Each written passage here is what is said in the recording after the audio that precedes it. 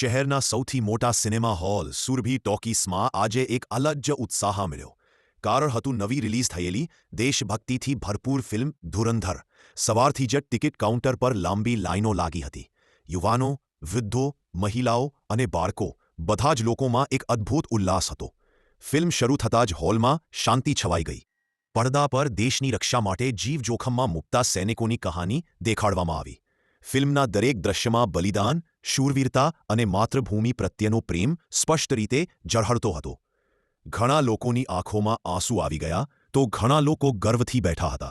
જ્યારે ફિલ્મનું અંતિમ દૃશ્ય આવ્યું ત્યારે આખું હોલ તાળીઓથી ગૂંજી ઉઠ્યું. હીરો જ્યારે દેશ માટે પોતાનું સર્વસ્વ અર્પણ કરે છે ત્યારે લોકો ભાવુક થઈ ગયા. લાઇટ ચાલુ થતાં જ અચાનક એક અવાજ ઉઠ્યો, ભારત માતા કી જય.